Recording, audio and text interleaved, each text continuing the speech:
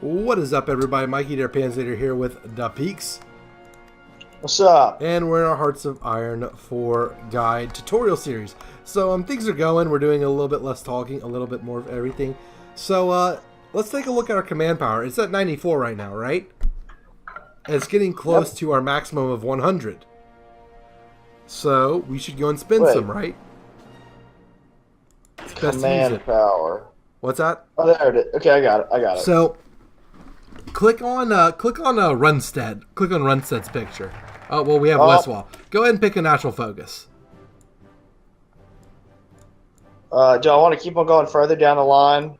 Do autarky. Autarky. What does that even do? Research bonuses and better construction speed.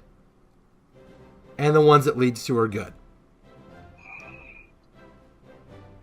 So there you go.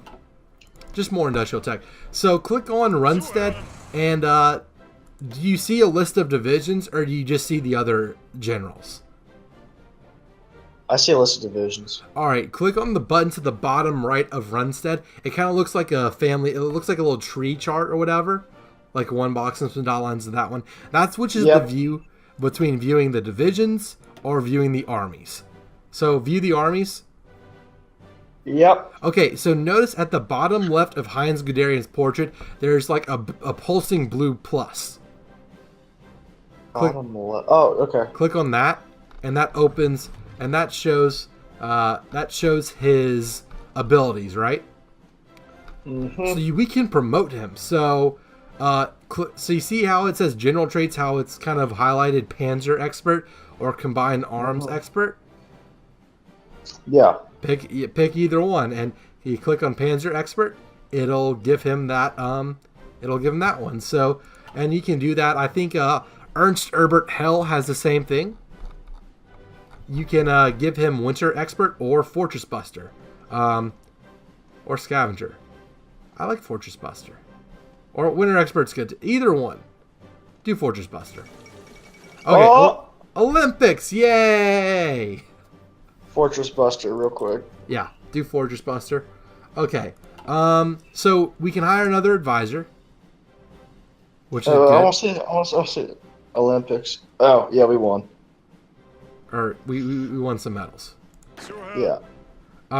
So I would. You want to hire another? You want to hire the other silent workhorse? Yep. Yep. So go ahead and do that. I say do it. Just I think it's a good strategy in game, but for the purposes of the tutorial, it allows us to get these design companies and these chiefs of staffs a lot faster. Okay, so if you click on our little training army, you'll notice some of them are now at regulars, right? Where is our training army? Oh, they're the pitchforks now. They're the pitchforks. Okay, so they're actually all trained up now, right? Yeah. So if click on the little gear to stop them from exercising. Where's the gear? It's either press K or in the battle plans menu where you draw front lines and everything. Oh, okay. Yeah, you click on that. Now select all but one, so you could honestly just shift click one and it'll select all but one. And then click on the new army tab. Or do you want to assign them to our Swiss army? Swiss army. Alright, so then select all but one, and you can control click, or you can right click on the portrait of the dude with his little winter hat, and they'll be assigned to that army. There you go. So there they go, they're assigned to that, and whenever we unpause, they will go join that army and plan up for that battle plan. Okay, so now we have another tech available. Dispersed industry. We got dispersed industry. So notice we don't have any bonuses, and everything's 1937 tech. So it's August though. It's kind of late in the year. We can either pick a 1937, or we can look around for a 1936 tech we want to pick. So, let's see. What do we have? I think we've got most of the 36s. Let's go to support companies. It's the infantry with the plus sign. All right. So what these support companies are are you can add them to divisions, but they don't affect the combat width, which so, and they don't really, they take up less equipment, and they add bonuses. So currently what we have research are engineer companies and recon companies. Engineer companies affect entrenchment.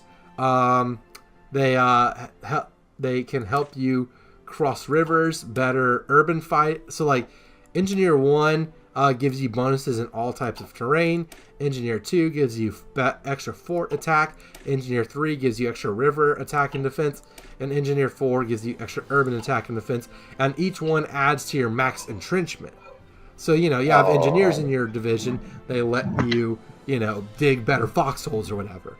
Recon companies, they what they do is they add reconnaissance, which basically what happens whenever there's combat is your general picks a tactic to use. What recon companies do is they basically help your general pick a better tactic. It's kind of hidden behind the numbers of the game, but it's a good thing to have. Okay. Military police, they you don't want these in your frontline troops. You want these in like kind of your resistance suppression. Basically what military police do are they allow, fewer divisions to suppress more resistance. Okay. So this is how you make your Gestapo or that sort of stuff. Yeah. Maintenance companies, basically they add reliability to stuff, and you can capture they let you capture enemy equipment from combat. So basically, if you have maintenance companies, your tanks will break less often, your guns will jam less often, and whenever you win battles, I think you have to win battles, you'll get to use like, hey, this French tank we blew up, all you gotta do is patch up the hole, clean out the guts, and it can still fight, right? Yeah. So it allows you to do that.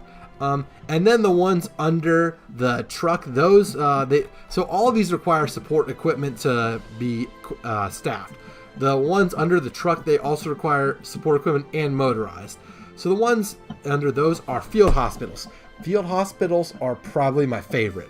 They so whenever you take losses in combat, two things happen. You lose manpower and your armies lose experience. Select field hospitals. That's what I was going to tell you to do.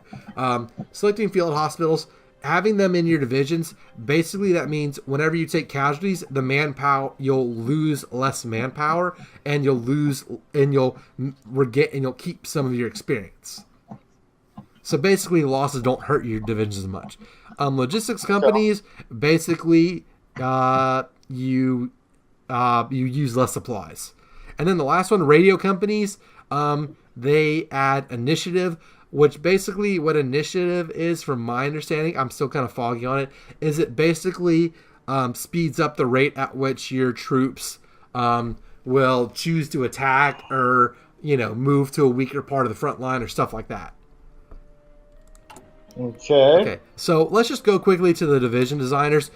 Each division can have a max of 5 support companies. Also, in addition to that, you can have support artillery, anti-air, or anti-tank. So what those are basically, instead of having frontline battalions of artillery or anti-tank, you can have them in support, which are helpful in certain scenarios. So they use less equipment and they still give somewhat of a bonus. But where they're mainly useful are for special forces like Marines or paratroopers. You're not going to drop a frickin' 155mm howitzer out of an airplane with a parachute. But, you can get some support artillery, which I guess, is smaller field artillery, pack howitzers, mortars, that sort of thing. Basically, it allows your paratroopers to get artillery or anti-tank or whatever bonuses while still being able to be parachuted. Yeah. Same thing with Marines. They won't hurt your effect or whatever. And so basically you can have up to 5 support companies per division design. What I'd like to do is to have in all of my frontline ones, I like to have engineers, recon, and field hospitals, and a lot of either logistics or maintenance, and signal companies if I want to. I'll usually just get 4 though. So engineers, recon, field hospitals, and either maintenance if they're a tank heavy one, or logistics if they're infantry. And then in the 5th slot, I'll usually add something like support artillery or support anti-tank. But that that goes into division design, which is very situational and everything along those lines. So we'll unpause and we'll let the game keep running. So that's what support companies do. They are very, very helpful indeed. What do we want to do? Let's do that one. So that is so those are support companies. They're kind of part of division design. That's not explicitly, medium tanks make sense, right? But you know, field hospitals and all that. So I like to research those early and add them to my divisions, because it's a lot easier to change up your divisions and get your production balanced before war starts than it is, when you're fighting the Soviet Union.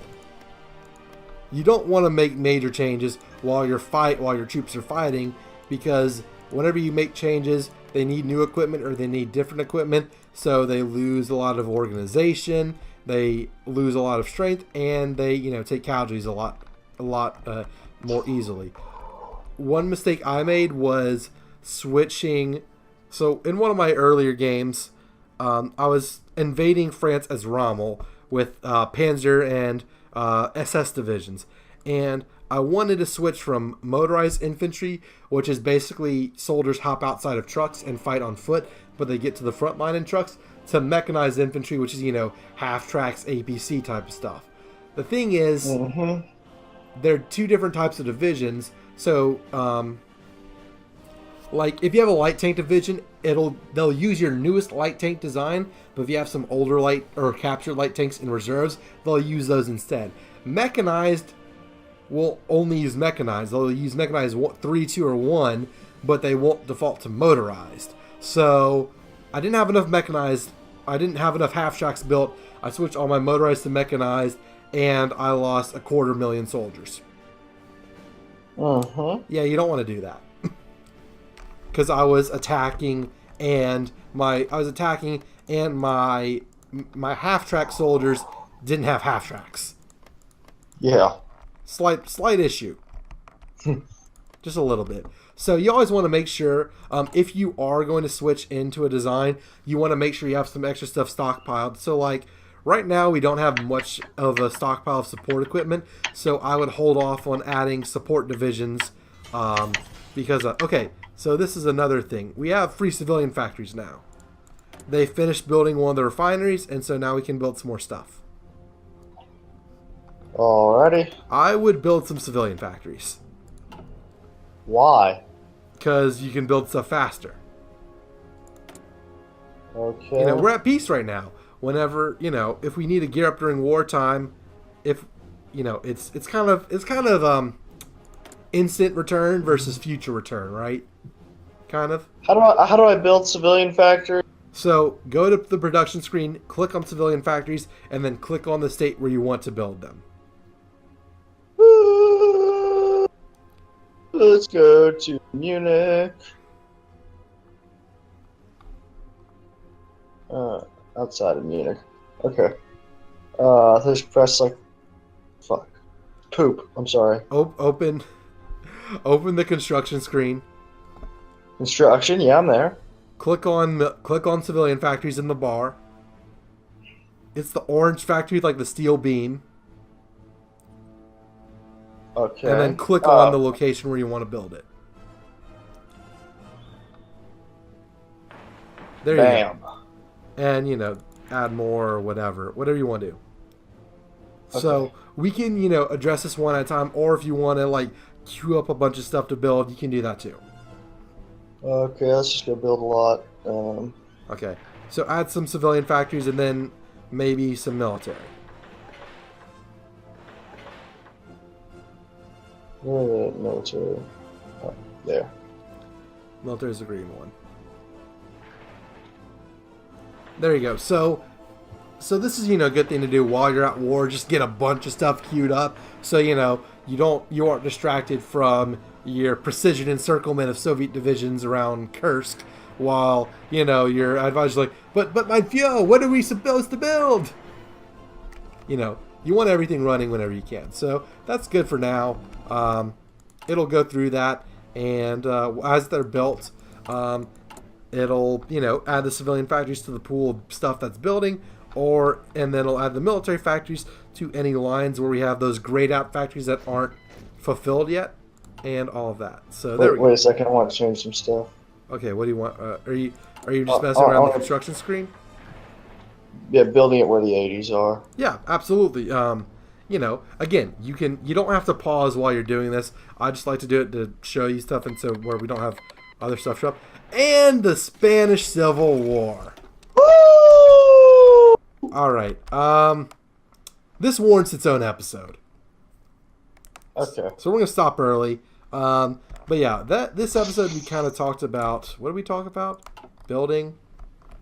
Factories. Factories. Oh yeah, we talked about fun stuff. Factories and train divisions and that sort of thing. So I hope this guide was useful to you. Next one, as the great prequel meme says, this is where the fun begins.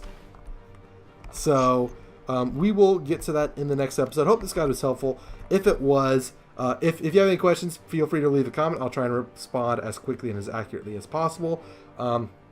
If this guide was helpful, please leave a like, consider subscribing to the channel, following me on Twitter, and checking out my Patreon page. Thank you all so much for watching. Until the next one, this is Mikey Panzernator signing out. See you, nerds.